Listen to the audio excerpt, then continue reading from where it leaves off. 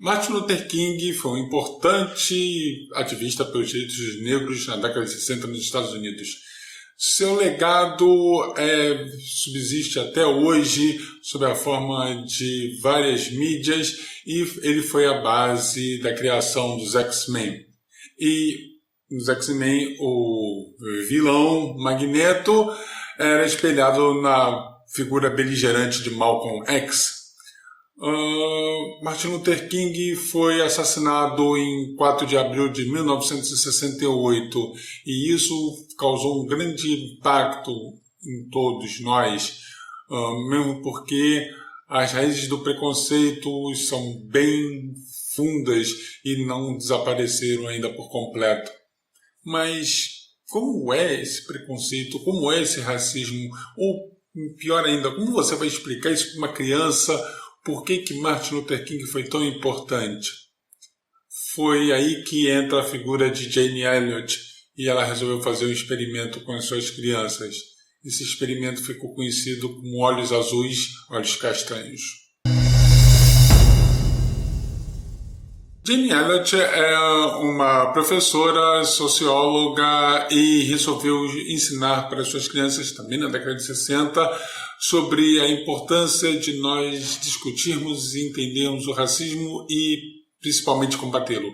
Ela resolveu fazer um experimento com a sua turma, com a anuência deles, e separou a turma em 2 grupos. Um grupo tinha olhos azuis e outros olhos castanhos. E a turma que tinha olhos azuis ganhava bem privilégios, era bem tratada, tinha direitos e regalias, usava um colarzinho e se destacava demais das outras crianças. Eles ficavam na frente da sala enquanto as de olhos castanhos eram jogadas para o final da sala. A professora Elliott sequer deixava que eles compartilhassem o mesmo bebedouro ou ir no banheiro na hora que quisessem. As crianças de olhos azuis podiam fazer tudo isso. Podiam sair mais cedo para o lanche, podiam brincar mais e podiam usar os brinquedos lá do parquinho. As crianças de olhos castanhos não. Elas eram maltratadas, eram tratadas de maneira ríspida, autoritária, eles não podiam usar o banheiro a hora que quisessem, só em horários pré-determinados, não podiam usar o mesmo bebedouro que as crianças de olhos azuis. Isso causou impactos profundos nas crianças. As crianças de olhos castanhos começaram a apresentar sinais de depressão, de tristeza, e isso influenciou até no seu resultado no colégio. Os pais, óbvio, sabiam disso, mas isso não poupou a professora Elliott de críticas, sendo que o que ela fez foi esfregar na cara de todo mundo o que era o racismo, como era o preconceito, como é quando você está do outro lado.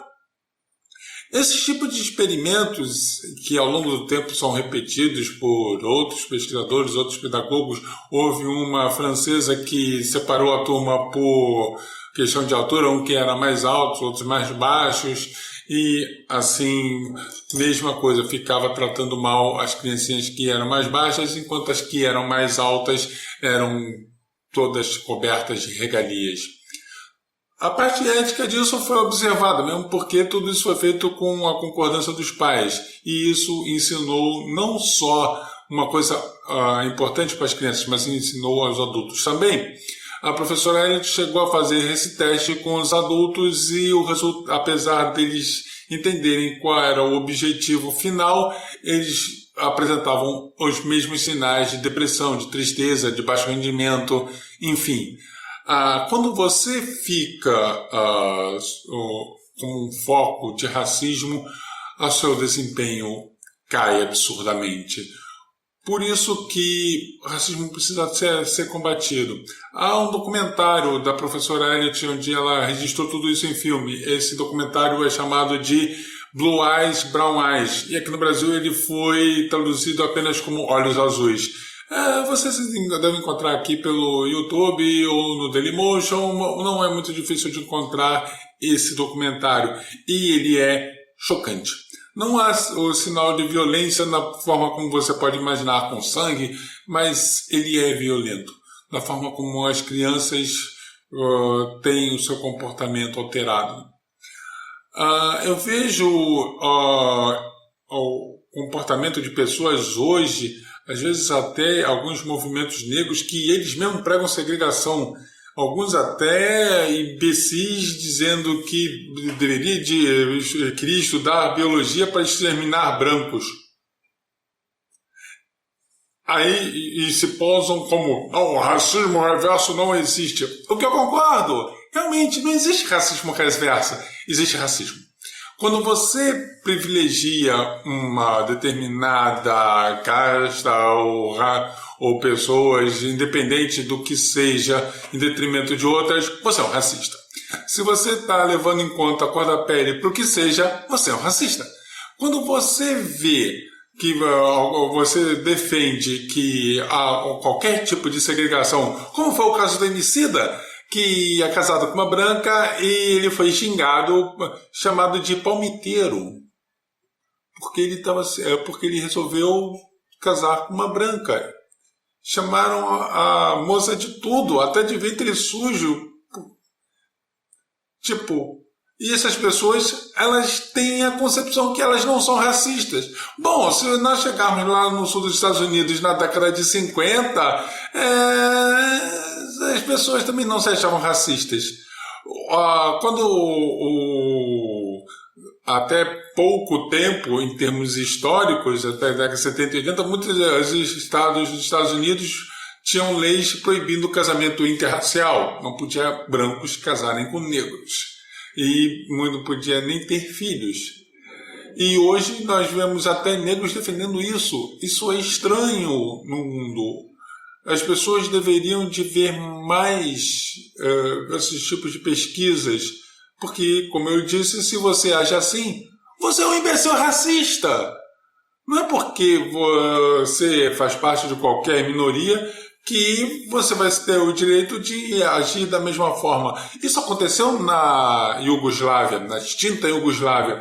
Quando começou a haver a guerra lá na Iugoslávia de separatismo, houve as tropas de paz da ONU lá para evitar que o pessoal se mate generalizadamente. Sérvios que dominavam os croatas, macedônios, curdos e outras etnias lá, que aquilo era um grande caldeirão étnico.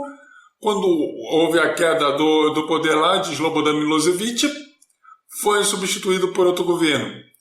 A tropa de paz da ONU tiveram que voltar, porque começaram a perseguir os sérvios.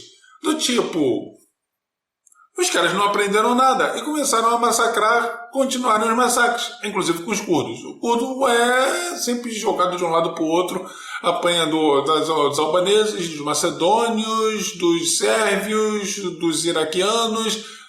Ser curdo naquela região não é algo muito legal.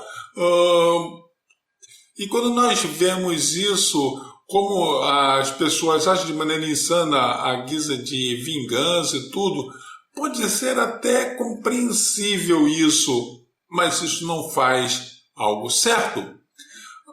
O experimento da professora Elliot devia de nos ensinar o que acontece quando nós agirmos, independente de nossa cor de pele, ou de olhos, ou de formato de cabelo, ou de origem, ou religião, credo.